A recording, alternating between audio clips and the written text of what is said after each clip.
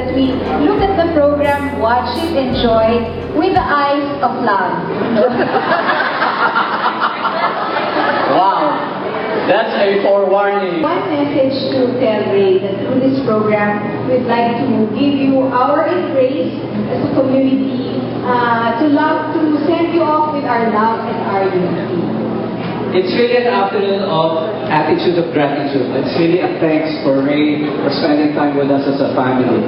And while they're fixing, I'll probably start on a personal note. R-A-Y, Ray. For me, I'll start with R, which is religious experience.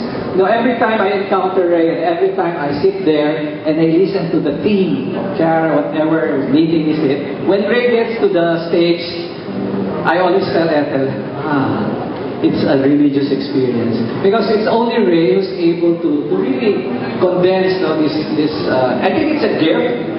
It's a skill, it's an expertise, but more than that, it's really bringing us closer to God. It's really a religious experience of a person being able to bring us to where it should be, to where Kiara wants us, listening to the theme. So that's the R. The A is for me, slowly that. I'm so passionate about it. The A is for me, an attitude of gentle presence. Ray for me is always, I have never met somebody who's so calm, who's so cool. It's really an attitude of gentle presence. You could feel this presence, but it's so gentle, and it's like an attitude of being in front of somebody really of God. So that's the A. The Y is, yes, really brought me closer to God in saying my yes to God. So it's yes to God. It's really Ray. It's may trivia kami ni Ethel because later on because Ray is always part of our married life in terms of the journey. And always, when I have colloquiums, short talk, short discussions, sometimes short arguments with Ray, it's really a moment of God. It's really bringing me to my vocation as a Focolarino and really understanding that we're here really to be one and really move to that, what we discussed earlier this morning, that all may be one. That's all in terms of our life in the Focolare. And Kaya pa kayo naman, R-A-Y. That's our victory.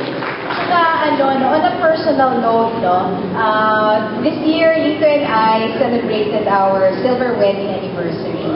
And I don't know, alam niyo ba who our commentator was during our wedding 25 years ago? Siyempre special, Asprer. Yes. Nothing but the best 25 years ago na yan. Has to be Asprer. So, he was our commentator. And he has always been a part of our journey as a family. Pero Ray, kahit paalis ka na, hindi ka pa din ligtas sa aming pamilya because you're going to North America where our children are.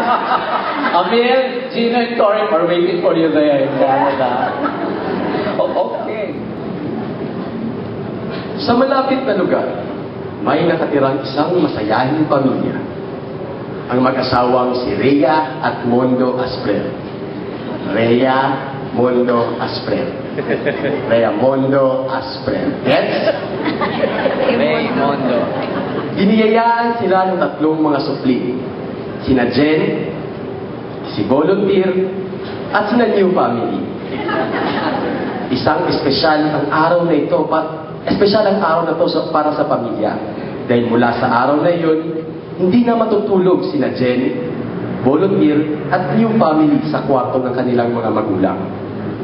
Kaya, sa araw na iyon, matapos silang magsimba, pumunta sila sa mall upang mamili ng mga bagong gamit tulad ng mga kama, kumot, unan, at iba pa. Bagamat malungkot ang mga anak dahil mahihiwalay na sila sa kanilang mga magulang, natutuwa pa rin sila sa pamimili ng mga gamit. Pag-uwi nila ng bahay, sama-sama nilang hinanda ang bagong kwarto ng kanilang mga anak. Naghahanda sila. Ang bawat kulay ng kagamitan nila ay binagay sa kanya-kanya nilang mga katangian. hindi lamang ang mga anak ang nalulungkot sa kanilang paghiwalay, kundi pati na rin ang mag-asawang si Rhea at Mondo. At sabi ni Rhea, Ang bilis lumaki ng mga anak natin, no?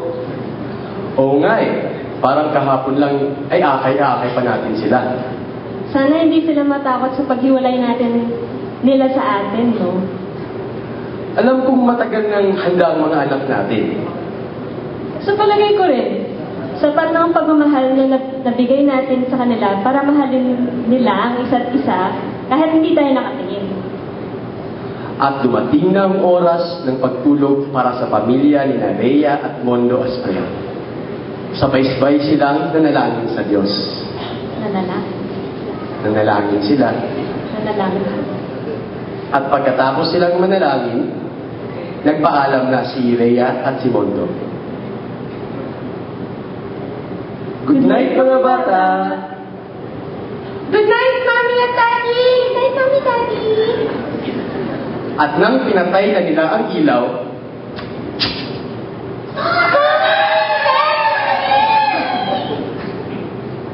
at binuksan ng mag-asawa ang ilaw. Bakit? Anong problema? Doon na lang po kami matutulog sa inyo. Dapat hindi kayo natatakot. Kasama niyo naman si Jesus Oo nga, anak. Di ba kakatapos lang natin magdasal? Hindi naman kami aalis ng bahay. Dilipat lang kami ng kwarto. Nasa iisang bahay pa rin tayo. Okay po! We love you, Mommy! We love you, Daddy! Nang makalabas na ng kwarto ang mag-asawa, nag-usap-usap ang mga bata. Tumayo ang mga bata kasi mag-uusap-usap sila. Sabi ni Jen, Tama si Mommy at Daddy. Dapat hindi tayo matakot. sabi naman ni volunteer, Oo nga, hindi naman talaga aalis ng bahay si Mommy. Si Mommy Rhea at si Daddy Mondo, di ba? Lilipat sila ng kwarto. sabi naman ng iyong family, nasa isang bahay pa rin tayo. Ang dapat natin gawin ngayon ay mas mahalin natin ang isa't isa tulad ng pagmamahal nila sa atin. Sabi naman ni Jen, Tama. We can go outwards together because we are suitably prepared.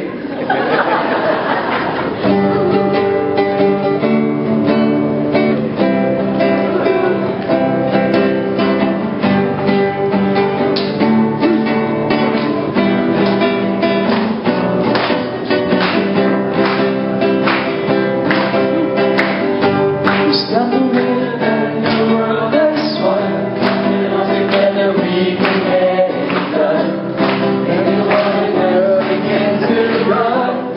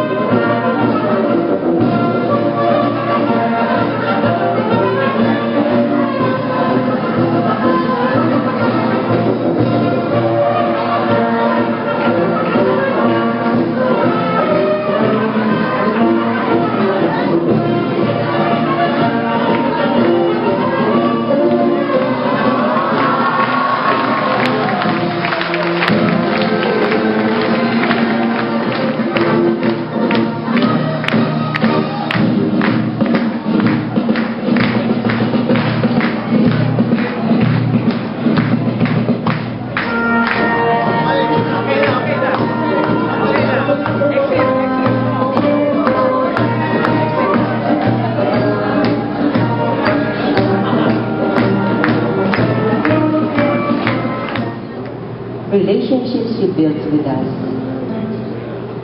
And experiences you shared reflecting your profound wisdom that all of us understood because of the simplicity of the way you communicated, perfectly suited to our level of comprehension, realizing always what we needed, ever patient in listening to our communion, relentlessly lifting us to our little cloud, being you.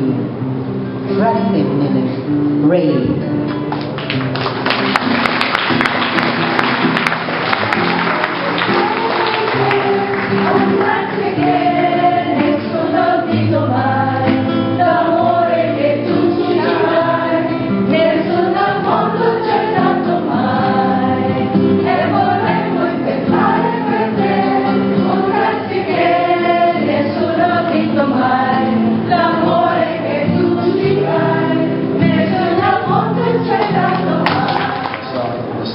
Sharing of JR and Pao.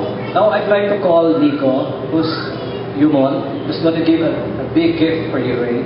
It's a poem that he composed.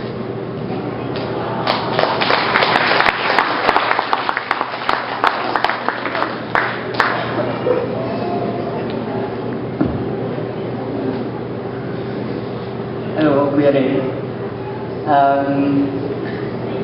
Tulad din na JR, siguro Gen 4 pa ka nung sa mga Mariapolis Antipolo. Tanggalin mo. Si Tito Ray pa nun. Lagi nang nandun, and it's been really a big gift and to be accompanied. Siguro marami sa pwede masabi yun talagang personally sa laki ng pamilya natin sa Manila, hindi siya madaling ibigay na bagay. Basta sa panahon, yung pagmamahal talaga yung pangkinig. And for me, this accompanying has been also very important up to now. And even from Italy, yung nakapag-Skype call with at times, and then because it's important that when you ask children or young people what they look up to or what they search for, they look for heroes. But then for me, in popularity means you just look at one another because there are heroes right next to you. And there are people you can look up to and say, I hope I can also think like that and to have a heart like that. And I could say yung pagkakaibigan din natin is for that accompanying yun. So I just want to share this poem. Siguro kung yung kina JR sa padre, ito naman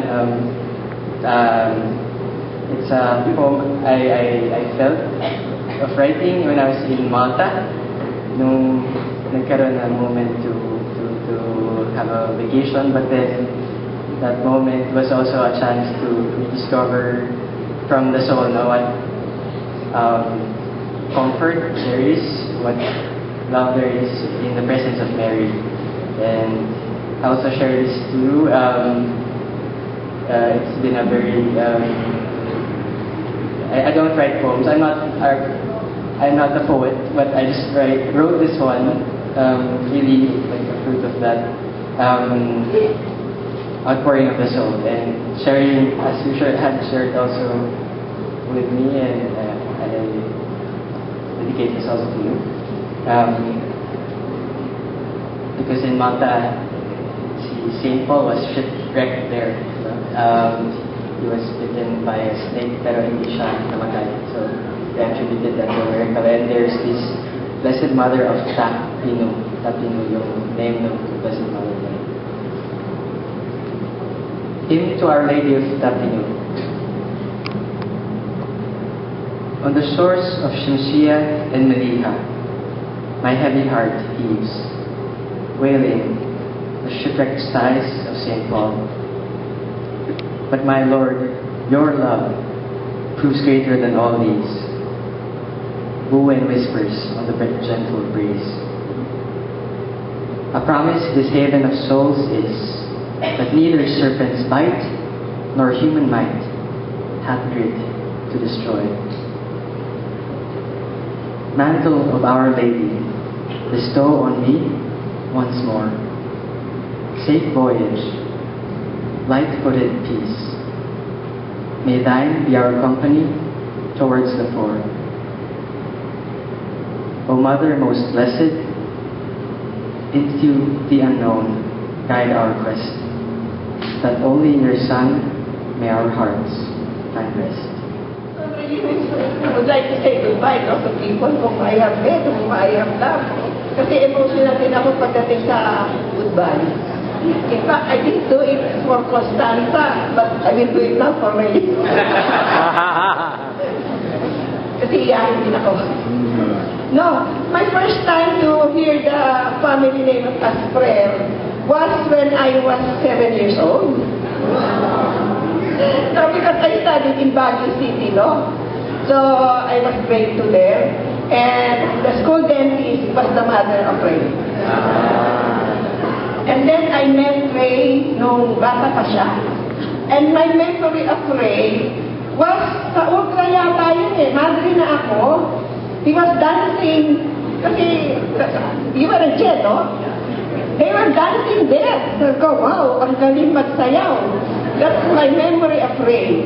And then years passed, I met Ray again. He was already in the capo. So I remember him with Constanza, with Mada, and then now with Miranda. No? So I was also very happy to know that he is now going to the center.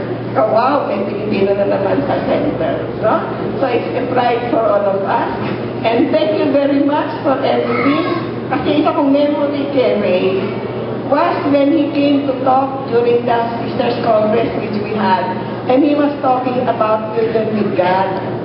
And doon, listening to him, sabi ko, nag-examination din ako ng conscience ko. Ano ba ang union ko with God? Madre nga ako, pero ang union with God ba is the way Ray was talking about our union with God. So it was really an examination of conscience. And then sharing with the sisters, this is ang ano namin, no? Na yung the more we should, yung strengthen ba, or talagang isabuhay namin yung our union with God. Kasi we say, He is our spouse, no? So it was an eye-opener din yung talk ni Ray. So those are my memories of Ray. So thank with our prayers, with our unity talaga. And as I was saying nga, talagang many expressions of love, from poetry to songs, etc. Pero I think one of the things that by which we could thank a person is by making this person, by keeping this person alive in us. No? And so we assure you that you are living in our hearts, that we will take these good examples, no? And keep it alive. Then, yeah, I think that's what we could assure you talaga. Okay? And so we will journey together in this adventure of ours. You there, kami may iwan dito. Us here, pero we have the same life. And so, yeah, and we hope to see you again. I mean, you will not be leaving soon. You will be leaving in December pa. So, there will be many occasions to see Ray. But then, it's also a nice moment to stay together as a family and to express this gratitude to Ray together. Diba? Thank you.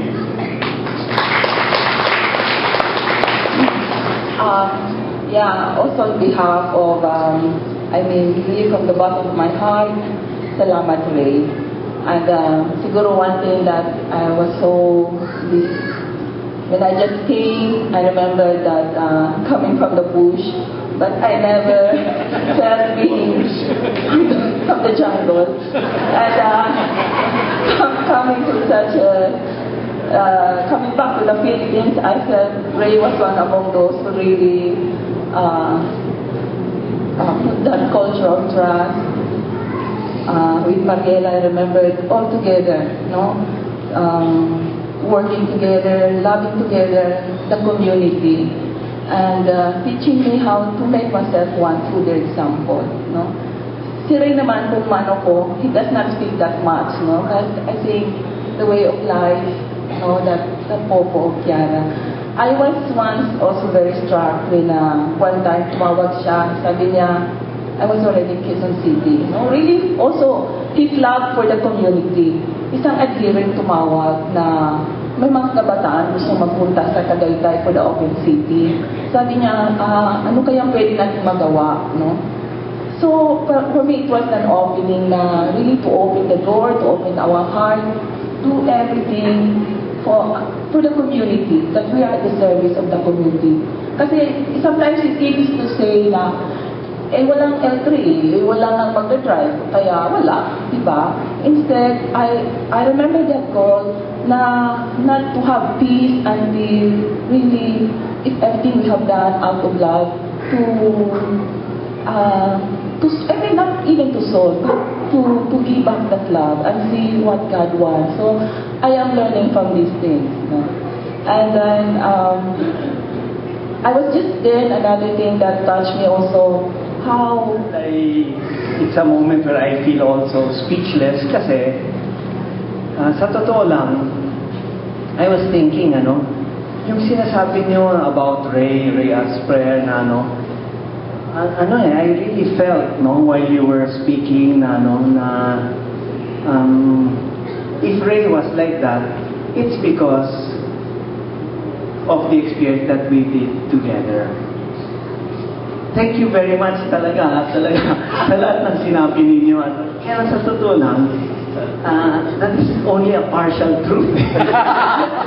Partial truth. And then talaga, kasi yung tulad ng sinasabi mo, Liz, I cannot be that yung RAY na yan if we did not live the experience together with you, with the family. Pati sina JR, tsaka si Pao.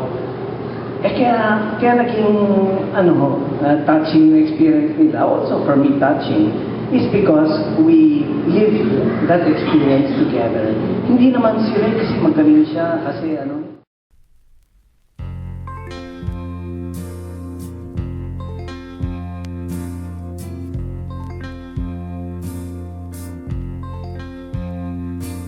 The sun one day forgot to shine on this lonely earth.